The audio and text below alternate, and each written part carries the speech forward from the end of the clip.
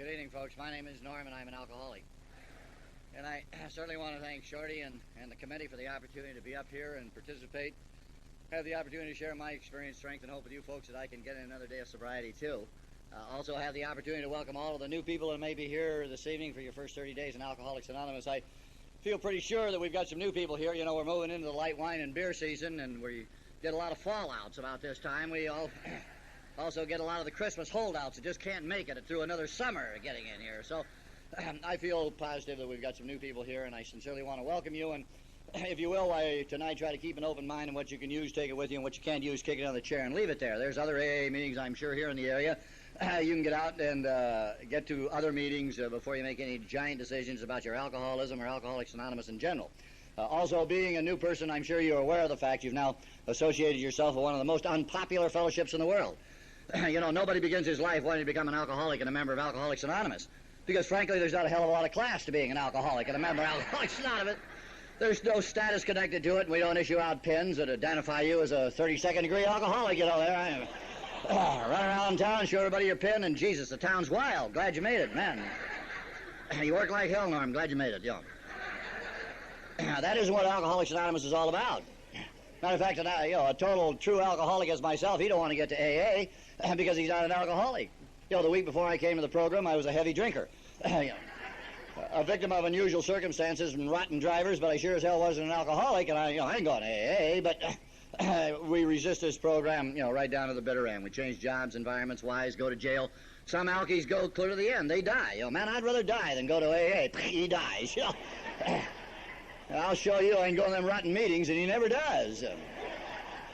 And we joke and we laugh about it, but it's really, it's serious business, because in the Alcoholics Anonymous book it tells us the ultimate end is the gates of insanity or death.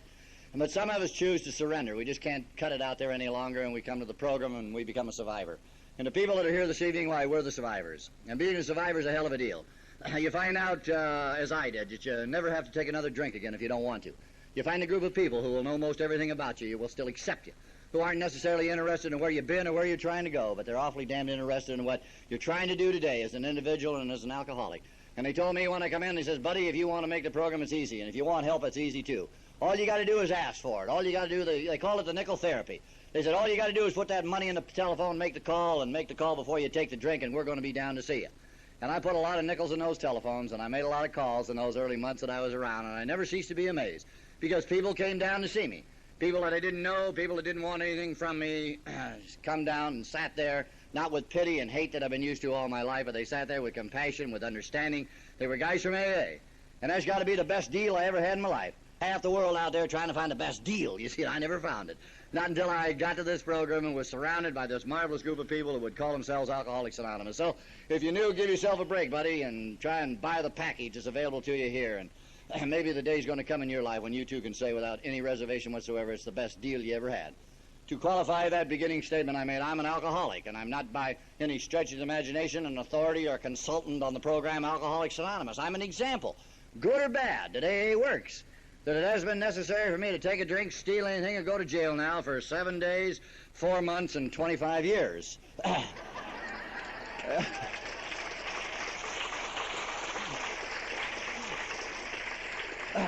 I thought that up on the airplane coming up here.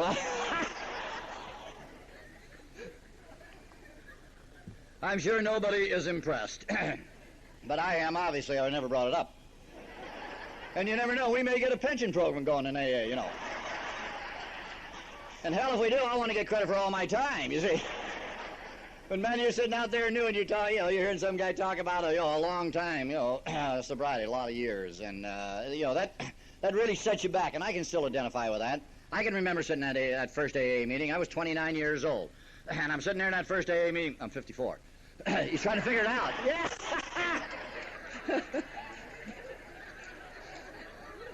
But I'm sitting there in that AA meeting, and this guy's up there talking, and he says, I haven't found it necessary to take a drink, steal anything, go to jail now for 9.5 years, and I damn near fell out of the chair. I thought, 9.5 years? Man, that's the biggest liar I've ever heard. Now, how the hell could a guy cut it out there in that rotten jungle? Deal with those lousy people. Meet your responsibilities. Don't steal anything. You got to be totally honest. He hadn't had a hooker now for 9.5 years, and that's a drink where I come from, incidentally, yeah. Yeah. There must be some generation gap when you move north. I don't know.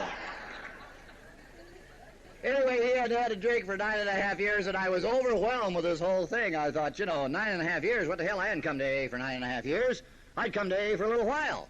I'd come here to get the heat off. I had a hell of a lot of heat on out there in the street, and I want to get the heat off. I want to find some way to control that booze. I want to get back out there and not hurt myself any longer. I want to rejoin my group and my friends, and I want to save them, because they're, without me, they'll probably all die out there, and on, and I just couldn't visualize hanging in here for 9.5 years, but I kept coming back, and I kept going to a lot of meetings, and I've kept going to a lot of meetings ever since, because I've learned a long time ago that my salvation is in going to AA meetings. Whether you've been around 1 week or 25 years, it don't make any difference. If you don't make the meetings, you just don't make it as far as I'm personally concerned. Life, living, the pursuit of happiness, sobriety, serenity, anything I'm looking for out there in the street, I'm going to initiate it right here in AA by total attendance in the meetings. In the beginning, I soon found out that the program was truly just a 24-hour program, that you took care of this day. And I've learned, by golly, that you got to cut it down a little more as far as I'm personally concerned. I got to take care of this moment, right for what it has to offer, getting all of it I can right now. Man, if it's going good, get her. If it's salty, why, it'll get, things change down the road. But by hanging in there and taking care of this moment, I stand a damn good chance that the day will take care of itself. And will the day come the week, and then the month and the year, and before you know it, why, 25 years have run by and it's gone that fast. It really seems just like yesterday. I'm sitting there in them early AA meetings wondering why I'm there. Because as I mentioned, I'm not overjoyed over the fact that I'm an alcoholic going to AA. I thought, what the hell, of all the things it could have been, why am I an alkie? I come from a family of heavy drinkers. Big family, heavy drinking family. All my people drink today. I was the only alcoholic in a whole rotten family, and I thought, why have I been given the cross to carry the lousy outfit when I'm the best, man? No question about that. As an alcoholic, you have conversations with yourself, and you say to self, well, who's the best guy you know in your family? You are, Norm, yes. And why do you have this thing, this alcoholism? Well, it's my family's fault, obviously. They created the problem. I'm an Irish Italian, born in East L.A. Yeah, no wonder I got a lot of trouble. And I don't look like any of them, you see. That was another problem. But being Irish Italian, why, I soon learned that all that's really going to get you is that you're not too bright and you talk a lot with your hands. That's all you're going to get out of that, yeah. It ain't going to make you an alkie, or it's not going to make you an alkie, you see. Coming out of East L.A., L.A.'s a city, and that's all it is, and you know it and I know it. Hell, you can get out anywhere you want to get out of. If you want it bad enough and you're willing to make the sacrifices to get it to do it, you know that. I recognize that I am alcoholic, and I figured this out myself, that I am alcoholic because I drank too much. And I thought, what a giant decision that was, yeah. Here all this time I thought it was the people and the places and the things, but it wasn't that. No, it was the booze that I consumed. It was me. Because I'm the guy that drank the booze. And I'm the biggest problem I've ever had, and that hasn't changed. Because no matter where I go, I'm the first guy to get there. Yeah, nobody gets there before I do. No, if it's going to get screwed up, I'll take care of it. I've never needed any assistance. I've been able to react and overreact to every situation out there because I'm an overreactor. I'm a rationalizer, a justifier, a compromiser, and I got a rotten attitude. You don't need any more than that when you get right down to it. Yeah, I had all that qualification before I ever took a drink. Traveled half the world in half my life. I made a complete ass of myself. I spent money I didn't have, buying things I didn't need, trying to impress people I didn't like. Yeah. I sat around them gin mills night after night, and I drove them Cadillacs up and down the bar night after night after night. Talked in millions, spent in thousands, and never had a $5 in my pockets. Oh, yeah. When people said to me, what do you do? I said, man, I do it all, buddy. That's what I do. I'm the general manager of the universe. That's what the hell I am. Don't you forget that. A lifetime of impressing people with a sense of well-being I never had. I go out and get in my car, roll all the windows up and drive away to make him think I had an air conditioner,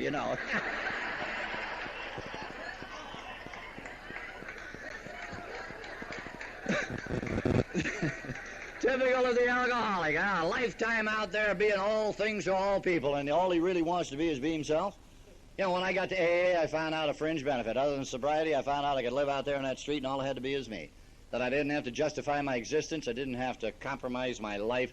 I could just be myself, and that is an experience. Here's a saying, by golly, give it a shot. Get that package, man, and take it on out there with me tomorrow.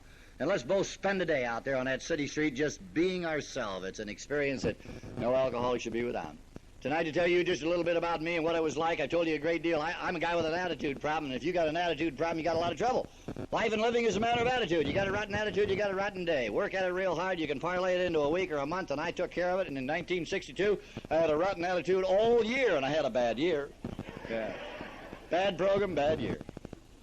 Matter of attitude, and then my bad attitude started getting me in trouble. I went to the can the first time in 1939. I wasn't drinking in 39, I was stealing, because I'm a thief by trade. I am an alcoholic by absorption. I suppose that's the way you put it out. Opened up the Midnight Auto Supply in the San Gabriel Valley. My business was car business. Started out popping them hubcaps, you know, moved from hubcaps and started getting radios, heaters, spotlights, and carburetors, anything you lift off a car. Then it got to be a job to gather up all that crap. We just stole the car, you know. Oh, God, overnight that business really got going, man. Loved it, Jesus, loved every minute of it. I had no conscience. I felt if you're jerky enough to park your car out there, you're asking for trouble. What the hell? But it's an unfortunate situation. It's an illegal program. And there's more policemen than there are thieves, and the inevitable happened. I got picked up and won in front of the man, and the man gave me 7 years in the old Whitty Reformatory. I didn't spend any 7 years out there. I was pretty lucky. Some juice got in. I assume it was that my family had some juice working. I've never known an Irish Italian that didn't know somebody that knew somebody that knew somebody. You know, yeah. And so the next thing I knew, I'm out on the street. Now, I wasn't overjoyed over it. I didn't thank anybody. I just felt they were late. You know, I shouldn't have been out there anyway. I was that victim of unusual circumstances and rotten judges and bad policemen and, you know, all of that went with it.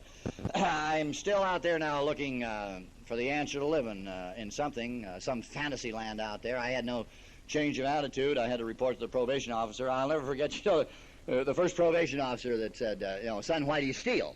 And I said, because I like it. And I couldn't think of anything else to tell him. You know, it was very difficult to explain to somebody who's never tried it, the experience of it all. The feeling you get when you've hooked a man's car and you're driving away and he's running after you, you know, man. God, it's an exhilarating thing. Your heart comes right up in your throat and you break out in a cold sweat and you live and you die for 10 seconds. You're on it, you know, man. I really get excited just talking about it today, frankly. Yeah. So it was very difficult to find something to replace that attitude. Well, that fantasy land I was looking for walked into my life in 1940 and happened to be booze. It was 40 or 41. 41, I believe. I know it was Easter week down in L.A., and Easter week in L.A. is a big time. Everybody runs to the beach cities and they get drunk for a week. Well, I was no exception. 1941, if that's when it was, I went down to Balboa Beach, the Rendezvous Ballroom, Stan Kenton, and Padre beer. That's where it got going. Man, we drink that old Padre and get a little buzz on, go in the dance hall and dance with them dollies and act 4 times drunker than what we were and breathe on the girls. You know, you got to let them know you got a little booze out there. You know, young high roller coming into Balboa. And a fun time. That was the big bands, and it was kind of a fun thing. If it wasn't Balboa, it was a cotton club down in Culver City, the Trianon in Southgate, the Civic in Pasadena. It was a fun thing, and I'm not alcoholic. A lot of guys felt they were alky the first time out of the chute, and I'm sure they were. But I wasn't. I worked at it. Man, I went from Padre beer into Rainier Ale, the old Green Death, and from the Green Death I shot into whiskey, and let me tell you, when I got the whiskey, I found it. To me, whiskey was the greatest thing made since money and girls. Man, whiskey got you downtown, and it got you downtown now, Jesus, and I want to be downtown, and I don't want to mess around now, Jesus. That whiskey gets your attention, I'll tell you. Yeah, man, I broke in on that 10 high, and that shows a dedication. Yeah. That 10 high was rotten, boy, let me tell you. That baby burned going and coming.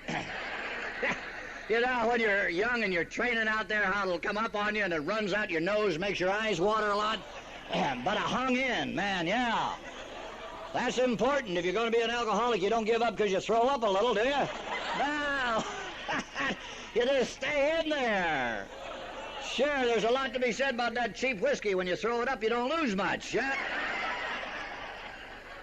Wouldn't that be hell, you out there drinking that $10 bourbon and flashing that, $10, there she goes. Well, anyway, there was kind of a change in my personality. The whiskey started to lead a little bit of trouble now, starting to get in a few jams. And I was up in the state of Oregon I broke into kind of in a minor way into the construction business. I was also dabbling in the car business. And I got picked up. And I got a rider out of state. A man told my story years ago, and it's out of my home group. He said if it was too big to carry, I laid down beside it and claimed it. And that was really the story of my life. Well, I left old Oregon and I came on down to, I was working up there around, Corvallis, Philomath, Blodgett, and I had to leave. Came on back to L.A., and by now it's January 1942. And I'm in a hell of a jam because I violated my probation. I went to the probation department. The probation department gave me a break. They said, you can go on the service, you can go to jail. We really don't care. One way or another, we want you out. You owe us some time. You can give it to the Navy or Army or whatever you select. So I had been in jail. It was a bad deal. I decided to go in the service, and I went in the Navy. And that was another bad decision I made. I got in the Navy, and all the enemies I had in L.A. had joined the Navy the same day I did, you know. I've always been a guy that reacted to authority and the Navy's authority, and I got in, and I got in just one jam after another in the 4 years I was in. I had a deck, a summary, a general court-martial. I had 11 and a half months in a Navy brig up there on the top of Goat Island in the middle of Frisco Bay. I had 70 days solitary confinement on bread and water, some captain's mast, some other miscellaneous things that are important, but all directly due to booze, yeah. My discharge came up in Christmas Eve of 1945, and I left with a honorable condition. And the only reason I didn't get a kick out of BCD or something worse is, like most alkies, I'm a hard worker. And I think you can say that about 95% of the alkies. You know, they're hard workers, but they got to be. An alkie's got to work 25% harder than anybody else just to stay even out in the streets, you know. The best day an alkie has is Tuesday because he missed Monday. Man, he goes like hell out there, doesn't he? Because you got to get that heat off. You got the heat on all the time, so when you're right, you got to go like hell out there.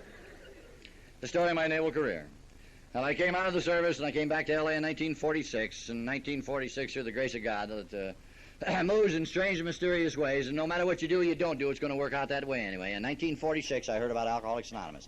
Kind of a crazy deal. 1946, there's a rotten town down home called Pasadena, and I made a profound statement in 1946. I said, I'm not drinking, I'm not getting drunk in Pasadena, it's a rotten town. They got a bad judge there, and they got some bad policemen. They got an alarm system goes around the city limits, and when I cross over, it goes off. It says he's there. Get him. You know, they got me. I got 4 arrests that year. I got 2 502s and 2 plain drunk. I'm on a year, 3-year probation on a year suspended. He gave me a year, and he suspended the year, and my probation stipulated I couldn't go in a place that sold alcoholic beverages. And so I was determined not to drink in Pasadena. Obviously, I'm half smart. I said, don't drink in Pasadena. That's very easy, right? Well, I went going pretty good. 2-3 months passed by. The inevitable happened, you know. It was going so good I couldn't stand it. I'm drinking in a beach city about 70 miles away one night, and while drinking, I began to think. That's a bad deal for an alcoholic. No, he should think or drink. Don't do them both at the same time. Oh, no. No, I got to thinking about that rotten judge, that lousy town, free country. I'm a veteran. Rationalize. There you go. Well, the next thing you know, hell, zing, I'm back in Pasadena. Yeah, I'm down to a joint called the Green Terrace, got a big load on, met a buddy of mine, left the trap, closed it, on our way to an after-hours joint in Eagle Rock, and before you know it, I couldn't have gone a half a mile, and the car made a left turn in front of me. I can't see it.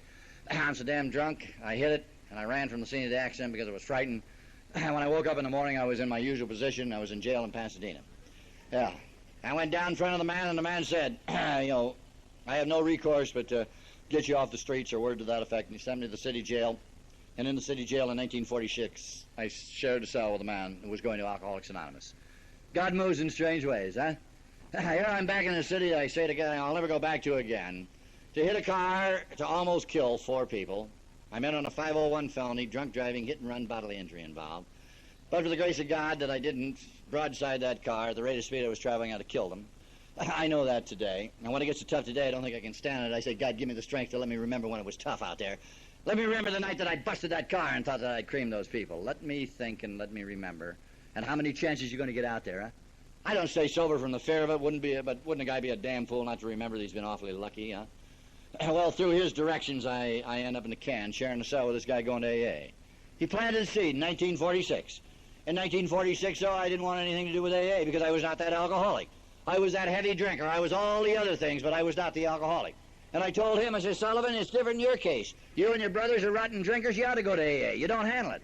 You know, I drank with you, and I drank with your brother John, and, you know, you're crappy drinkers. And you're old. Good God, man, you're 36. What the hell you got left? Yeah, I believed it then. I said, hell, you're over the hill. You really haven't much to contribute to anybody when you get to be that old. Yeah, I've eaten those words several times, I'll tell you, yeah. You really don't get it on till you hit 54. That's a God's truth, I believe.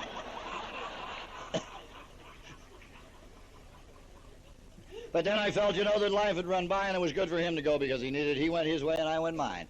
Now, I walked down that road another 8.5 years and I consumed a hell of a lot of whiskey in that 8.5 years. But you know something? Periodically through that 8.5 years, I used to wonder about old Sully and where he was and was he going to AA. And then in 1954 in February, I'm getting up off the floor and I'm walking in and I'm picking up a telephone and I'm calling the information to find out where AA is. And they give me a number and I call the LA Central Office. And in the Central Office in Los Angeles, I said, you don't happen to know a guy named Sullivan, do you? I got to get to AA. He says, I know a hell of a lot of Sullivans. It's a Irish allergy, you know. Do you know his first name? And I couldn't help him.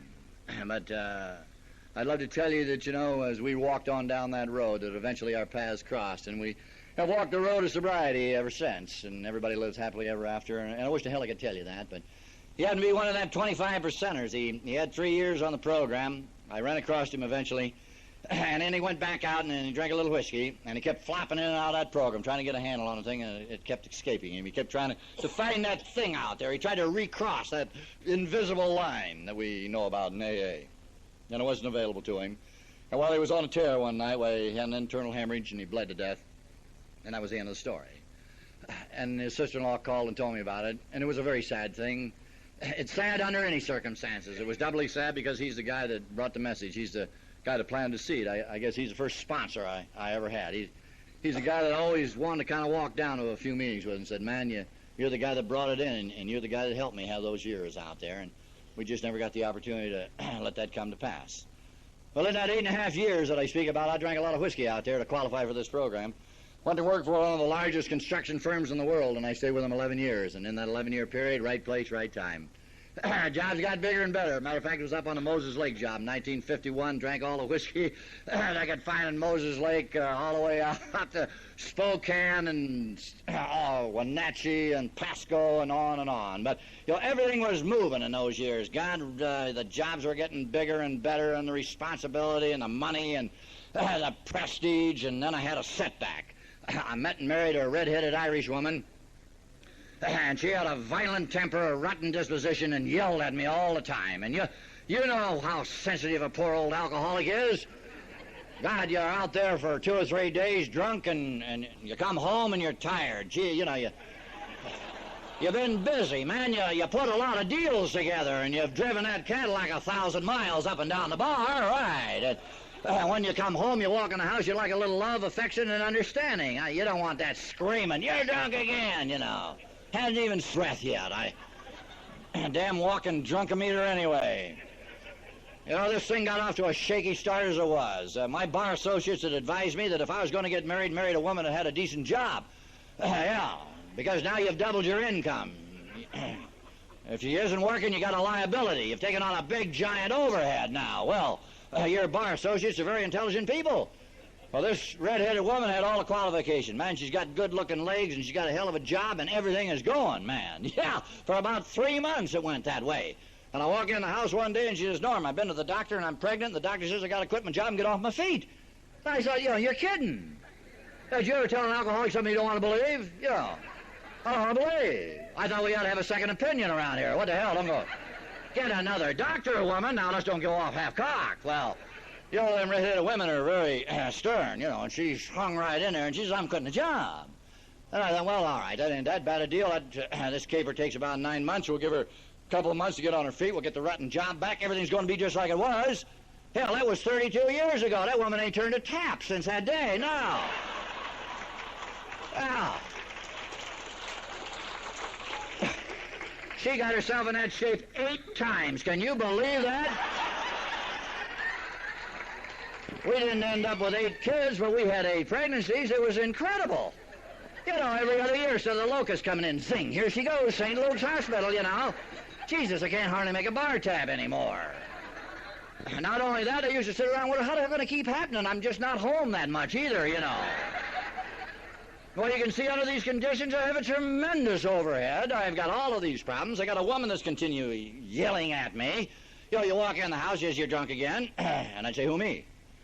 And she'd say, are you? And then I say, do you know who you're talking to? Boy, that got her right there, you know. And then I'd introduce myself to her. It's necessary for alcoholics to introduce themselves to their wives periodically, isn't it? I'm old Norm, baby. That's who the hell I am, and don't you ever forget that. And then she'd mimic me as only way them Irish women can do it. I'm old Norm, that's who I am. Ha, ha, ha, ha, ha. Yeah.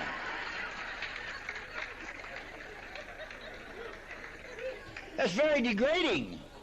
Sometimes that happens when you got your best friend with you, doesn't it, huh? Yeah, your new business partner. You met him in the bar last night. You've invited him home. And the reason he's coming home with you is, hell, he don't want to go home alone either, you know. He's scared of his wife, so there you stand. Security in numbers. And I say, you embarrassed me in front of my best friend. I couldn't think of his name, you know, yeah, name. And then she'd tell me what I could do with old best friend. And I say, you've gone too far, and I'm really leaving. How do you like that? And she go down and throw my clothes out. Then you got to pick the clothes up. You know, you got to save face. Then you pack the clothes in and out. You know, the old clothes packing alky. He's a joy to the neighbors, isn't he? Yeah, beats Gunsmoke on Saturday night, I'll tell you. You put your little show on out there, you know, loading up your cars, got a stagger and dancing in and out of the house, loading up the old car. You know. Yeah, them alkies are horn honkers. You stand there, honk, honk, honk, you know. You notify the neighbors, I'm going. Never to return. Zing, you're gone. 2 days later, zing, here you come.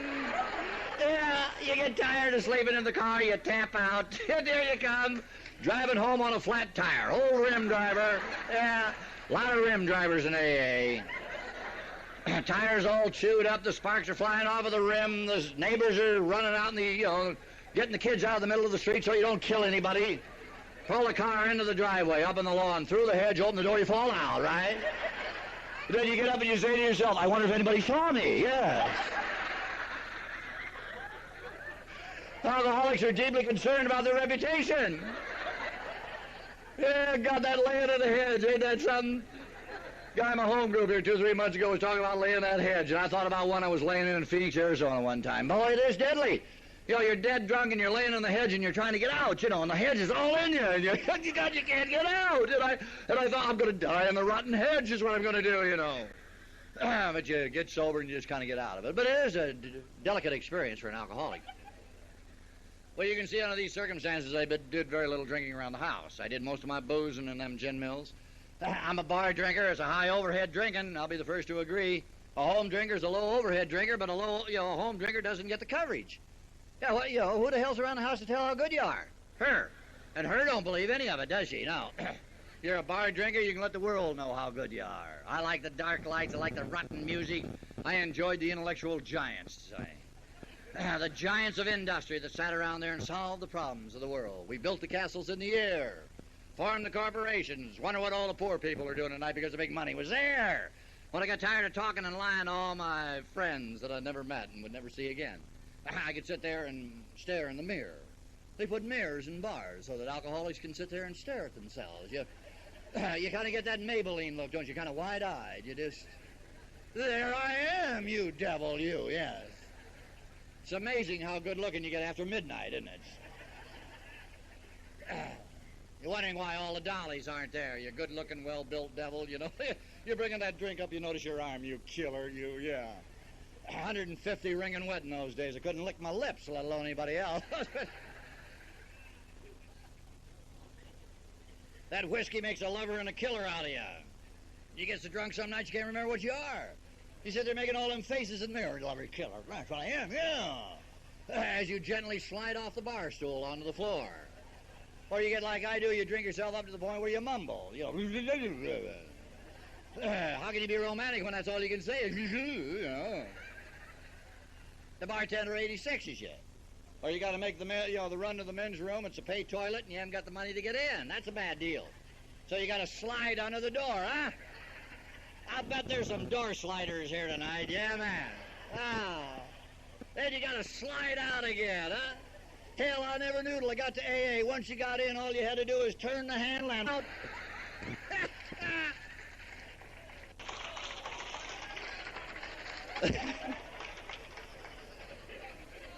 Ain't that a hell of a note? All the years I think I slid in, slid out. How degrading for a high roller, yeah. And I walked them streets and lost them cars, and I'm a car loser and occasionally a car finder. I think that's a highlight of my life, is the nights that I'd find the car. Kind of a spiritual experience, isn't it? You know, you're walking down the street, there it is. Open the door, get in, go to bed. Yeah. Old car sleeper, there he is. I'm sure that's why Alky's got so much neck trouble. It's having their head screwed up under the armrest all night, huh? The door handle in your ear. Wake up 4 o'clock in the morning, you're sick as hell, you think your window's down, but it's up. Yeah. Wow. Throw up into your own window. Knock the hell out of your head, yeah. And then you sit there and roll the window down. Squish, squish, squish, down it comes, huh? If there's any new people here this evening, you want to give this a lot of consideration, because you got to give all that up. Some of the sacrifices we ask of you when you come to Alcoholics Anonymous. Well, you wonder what it takes to get you down. Well, I trudged on down that road, the lottery of my life. The whiskey got every loving thing I owned, anything to me. Little by little, I ground it out. I lost the respect of the people I worked with and the people I did business with. Along about 51, 52, we did a big pipeline job in West Texas. 90 miles of line, went from Odessa to Big Spring. Hell of a job, successful, moneymaker. At the end of the job, I got a big load on, and I got in a lot of trouble. Drunk driving from Odessa. Odessa was legal whiskey. I got a case of booze in the car, and I got a jug open beside me. And I'm 2/3 drunk coming into Big Spring when the police run me over, the highway patrol. And they said something to me, and I said something to them, and then I got up off the ground. We talked a little more, and then I got up off the ground again. But they sent that report back to the home office. And when I went back in, I was called in to the old man, and he says, "You'll never leave L.A. County again for this company, buddy. I've been telling you for a long time you drink too much. You just drink too much and you don't handle it. And the next time I smell booze in your breath you throw, you're out.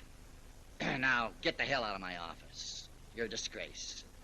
And I remember that day, as all alcoholics will. The humility of it, huh? Alcoholics could write volumes on humility because we've been humiliated so many times.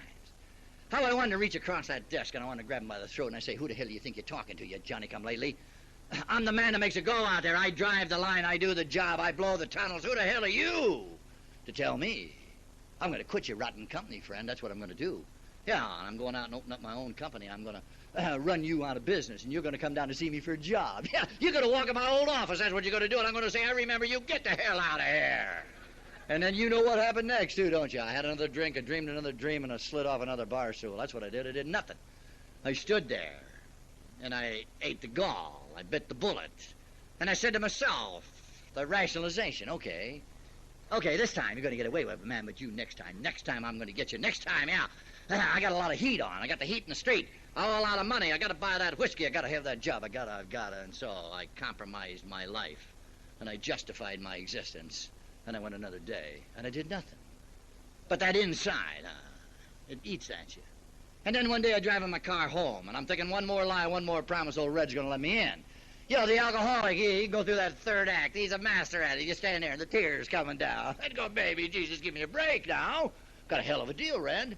Yeah, I'll go now see the priest, new pledge, new parish. Yeah, that's what I'm going to do for you. Think of them kids. Them kids got to have a father, Red. You know, the old schemer. But then the day comes when one more lie, one more promise, and it's not going to be enough, huh? I walk in the house, and I'm all prepared to give her the works, you know, telling her about the 4 guys on the motorcycle knocked the hell out of me. You know, some monstrous story. But that day she just says, Norm, you drunken bum. You'll never live to be 35 years old. You're drinking yourself to death.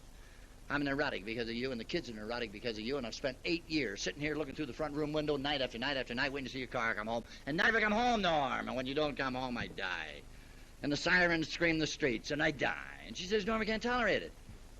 I've called an attorney. I've asked for separate maintenance. I put a restraining order against you. I'm divorcing you. Now get the hell out of here. And you walk in and you pick up a few things and you stack them in the car and you drive away and you say to yourself, why me? Why me? Why did I do it and why and why? You know, if you're an alcoholic and you drink enough booze long enough and hard enough, it's just a matter of time until you grind it out, isn't it? The wheels of alcoholism grind very slow but very fine, and all you got to do is give it enough time and it gets every loving thing you got. All you got to do is drink a little more booze, sure. There's there's cases where people get in here and they got it going together, huh? They come in, they got the woman, huh? They're together, a miracle. You know, a miracle. A woman, you know, they're coming in and they've been, the guy's been out there and he's been boozing out there 20, 25 years. And they walk into their first AA meeting, they're together. The guy's sick and he's hung out. And you look at the woman and she's sick too. In her eyes is a story, and the story says, this jackass has been tried everything there is out there. Nothing's going to work, nothing worked before, and this isn't going to work either. Now you see the same couple maybe 3-4 months later, and they're walking through the same door to the same meeting. And the guy's cleaned up a little, and he's sharped out, and his eyes are clear, and he's laughing a little bit. And you look at the woman, and in her eyes is a change, too. It's a story. It's altogether different. And it says, I've been waiting 20 years for this to happen. And finally it's happened, and today we're happier than we've ever been in our life. And that, my friend, is all made possible through a unique miracle that you and I choose to call Alcoholics Anonymous. And I wish to God I could tell everybody that's here that that's the way it's going to go for you. That everything comes back. But that isn't what we have to offer in AA. Sobriety and a way of life, and whatever you are, you're going to be better at. And the equipment to stand out there in that jungle and be counted like everybody else. That's what Alcoholics Anonymous is about. We never guaranteed a soul. You drive a big iron or make a ton of scratch or live in the big house on a hill, or your woman's ever going to call you home, or your man, whatever the case. No, this isn't what we have. We have this sobriety and a way of life. These are the things we have to offer. But you have to reach a particular point in your life, a moment of surrender.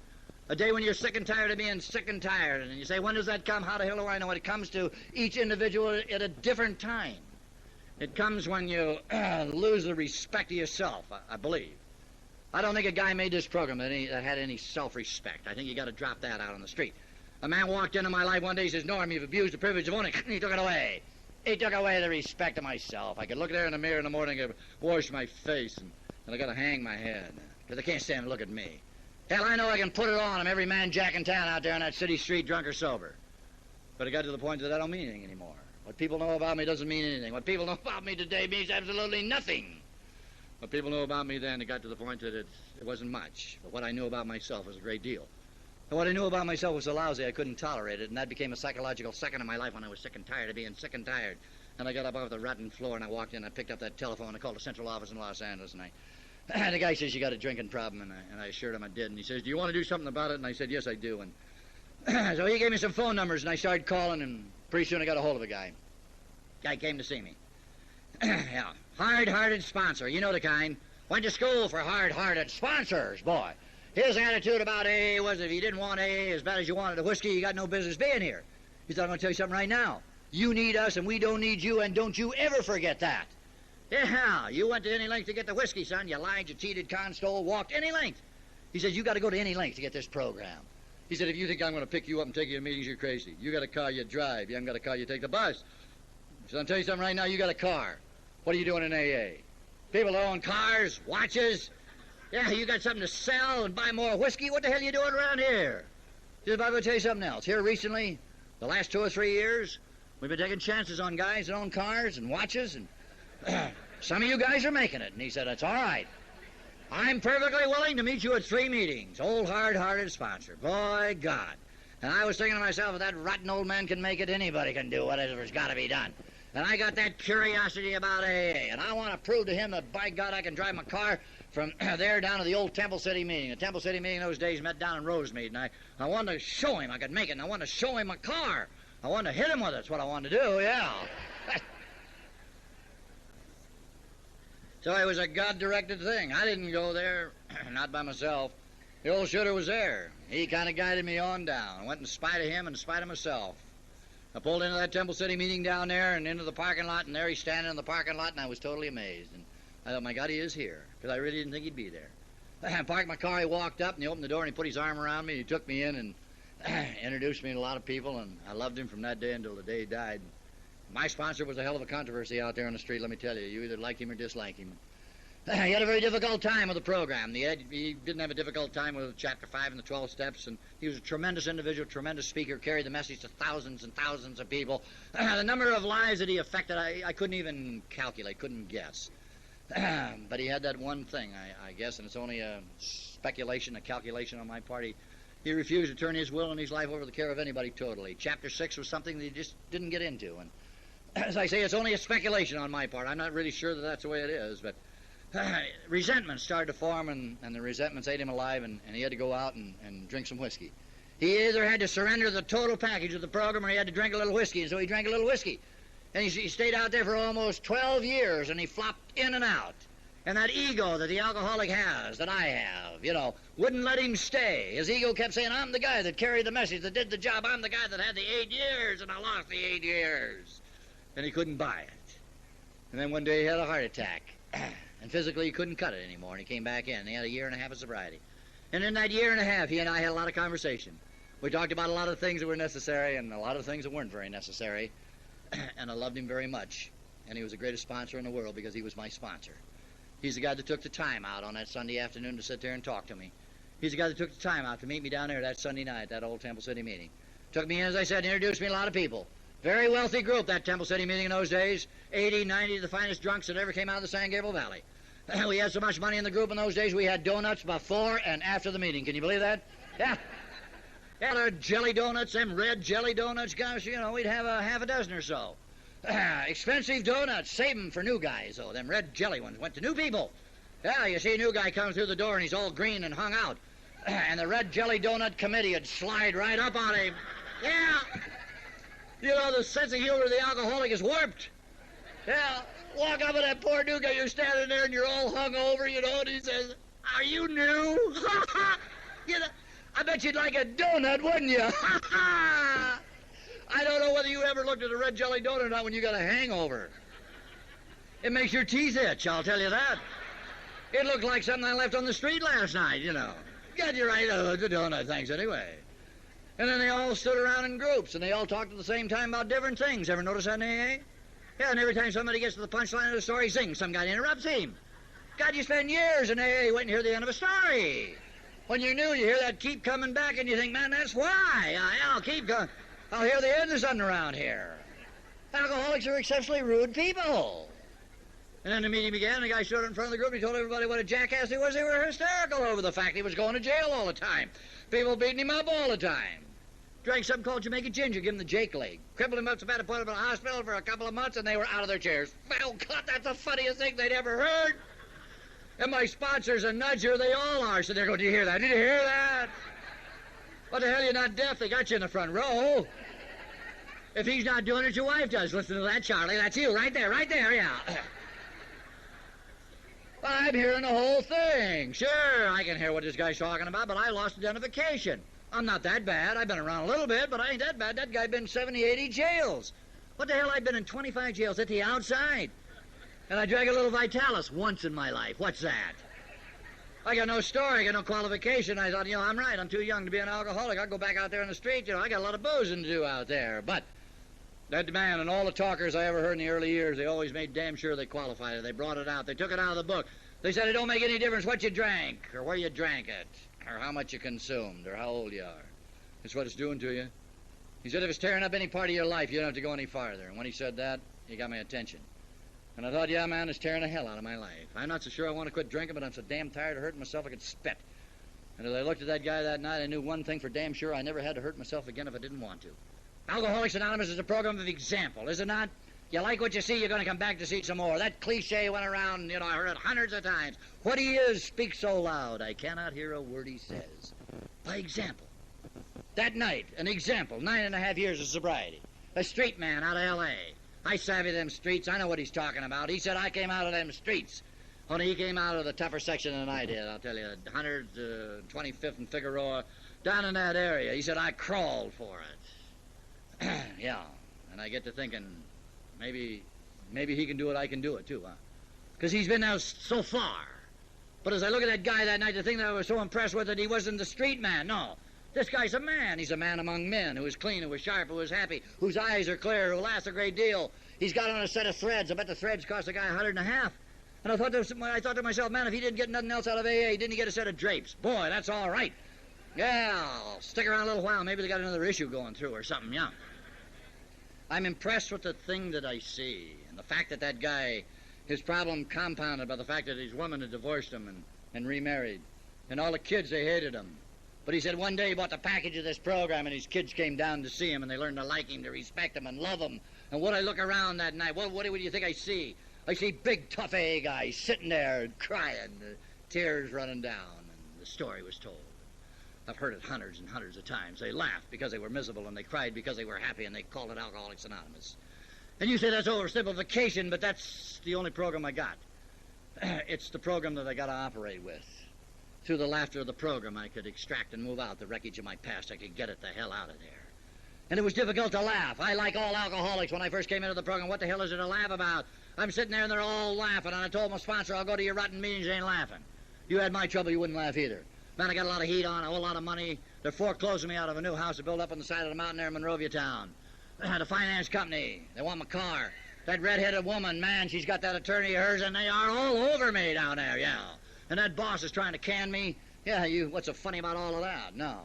But in spite of myself, I'm sitting there in the meeting one night and I'm going, oh, God, I did it, yeah. Don't tell my sponsor I laughed, whatever you do. No, I want to be miserable all the time. But it's very difficult, isn't it? You keep going to a meeting, it's in the air. You can sleep, it'll permeate you. Yeah, you find yourself, God, yeah. But through the laughter comes a release, comes a moving out, the wreckage of the past. Taking that monkey off your back. An alcoholic, we carry an ounce of guilt like a weight 1,000 pounds. Nobody carries guilt like an alcoholic. Guilty, God, But through the laughter, I'm able to move that guilt out. I'm able to start to forgive myself. I'm able to go out and make the amends and tell people I'm sorry. Start to work the steps. I'm able to forgive myself for the amends that I can't make, too, The people I want to go home to see and are not around anymore. The lives that I've affected. Year after year, Go home to see my mother. She'd break down and cry every time I'd leave. And every time, I'd promise. I'd say, baby, Jesus, don't cry no more, baby. I'm going to straighten it out. I'll be like the old man. I'll be like my brothers. I'm going to knock the booze off. Pretty soon. Later on. Tomorrow, baby, I'm going to get that done. You know that. And tomorrow and tomorrow. She never saw me out of a jam. From the time I was 13 till I was 27 years old, in and out of one scrape after another. And then she was killed in a car wreck down in San Diego 2 years before I made the program. And so when I came into the program, they said, make the amends. At the top of the amend list, there she is. I want to go home. And the physical sense it isn't there. And I made that cross bigger than is necessary, didn't I? Because the Serenity Prayer, we recited it tonight. It said, accept the things you can't change. And I couldn't change that, could I? For all the money in the world, the prayers, my right arm thrown in, this wreckage, got to get it the hell out. I got to know in my own head that, man, nobody goes forever. Someday they're going to hang me out to dry, and I'll make the shot, and I'll check in, and I'll say, what do you say, baby? I'm sorry for all the crap and the trouble it caused you before, but it got a hell of a lot better after you left. Because I met a group of people, and they call themselves Alcoholics Anonymous. And through this, I could forgive myself. I could move out the wreckage. I could start to get a handle on the program. I could make that giant transition. I could start giving and quit taking. And that's tough for me, because I'm not a giver, never have been. I'm a taker. I'm a taker of things and a user of people. I'm a loser. All takers are losers. But as my sponsor told me, buddy, you cannot have the total program until you make that transition. Until you give, Norm. And there's room for everybody in AA, Norm. You got to give for the hell of it and want nothing in return. You didn't buy it, you can't sell it, you can only give it, Norm. And the more you give, the better it is. The end result is not something in a material sense, but in a sense of well-being, I'll guarantee you the world. You can pick up the ashtrays, you can make the coffee. You do a good job, we'll put you on the coffee detail. Yeah, you're politically inclined, Norm. We'll run you for secretary and guarantee you the job. That's the kind of guy I am. You want to go on for there, central service, general service, institutional work, or carrying the message to the guy that's still hurting out there. That's where it's at, Norm. Going out there and sitting with that alky and pouring it out. 12 o'clock, 1 o'clock, 4 o'clock in the morning, and you're talking to him, and he's hanging in there. And this is a lucky night because he grabs it and he gets it. And he starts going to meetings with you. And a year later, he's standing up in front of a meeting. He's getting a cake. It's got one candle on it. He blows it out. And he looks out there at the audience and he says, there's a sponsor. There's Charlie. That's my sponsor right there. And if it wasn't for Charlie, I wouldn't be here. He'd saved my life. And as humble as we alcoholics are, huh? If you're the Charlie he's talking about, how that lump comes up. And I don't care how tough you are. The tears come. And you say to yourself, yeah, maybe I did. Maybe I did help him a little bit. And maybe now he's going out and helping another guy. And when he does that, he's not only going to leave a little of himself, but he's going to leave a little of me, too. And so he and I and you and they and them are going to walk on down this road, aren't we, from here to eternity, giving a little of ourselves to other people to get in another day, to help themselves. And to me, that's what Alcoholics Anonymous is all about. And we can elaborate on it for hours upon hours, and when you get right down to the bitter end, that's what it is. And that sense of well-being you feel as you're sitting there in that meeting, you know you helped the guy to help himself. That feeling that comes over you and you want to scream to the world, I helped him. Jesus, what a feeling that is. That's a feeling I tried to find in that whiskey, that sense of well-being I found in that booze. Yeah, I'd feel good for a while. I'd start to get that buzz on, and I'd hit that plateau, and I'm buzzy all over. I'd order one more just to stay even. Zing, down the chute I'd go. Yeah, and when I woke up in the morning, the buzz is gone. And in his place is a friend of mine, and you knew him. His name was Remorse, wasn't it? He walked in every day. What do you say, Norm? He tore my guts out. That's what the hell he did. And I traded in that sense of well-being, which was a temporary thing, for the sense of well-being I've been able to experience today. And all I've had to do is be willing to give a little for the hell of it and want nothing in return. And I'd love to tell you that from that day forth, every day's been a holiday and every meal's been a banquet. But that isn't what they guaranteed me, as I said. In Alcoholics Anonymous, they promised me a way of life. They promised me a sobriety. Whatever I was, a ditch digger, I'd be better.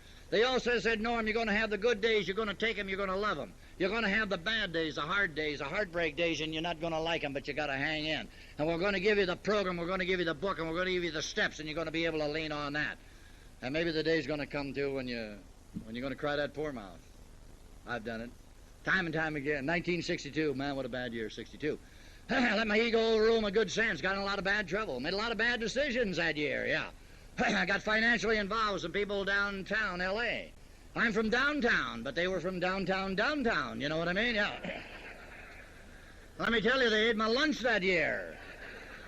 Yeah, financially, I'm in the worst shape in my life. 1962, 8 years sober. Man, I can't hit a lick. Everything I touch turns to pucky out there. You know the kind. I got a bad program going, and the next thing you know, I got an honest desire to take a drink. I got the Arab thirst. All year I got it. I got that, Jesus, I got that thirst. And the ultimate end with a bad program going, I find myself sitting in a gin mill. I was down in Florida on some business. And I'm sitting in a gin mill there in Miami Springs, and the bartender comes up and says, what do you have? I says, a double. There it is. And but for the grace of God, the old shooter upstairs didn't find it necessary to snap that angel off my shoulder. He gave me another shot.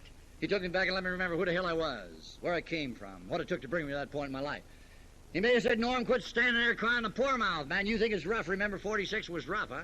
Remember when you creamed the car and thought you killed the 4 people? Remember laying in that tank in Big Spring, Texas, and the cockroaches are running over your head, Norm, huh? You remember the people your family that you saw year after year, and they broke down and cried each and every time you went to see them? Remember, Norm, you directly affected the lives of a minimum of 20 people when you come here and found a better way to live, and in my life there's 20 multiplied 20 I've heard used or abused who booze, alcohol. So remember, everybody gets what he can pack. He cuts them crosses to size, the old man. The big ones always go to the big horses, and the small ones always go to guys named Norm. Yeah. That ain't so bad that it couldn't be worse, buddy. At the end of the year, we had some personal, family, heartbreak, grief, disappointment, whatever you call it, but it wasn't as bad as it could have been.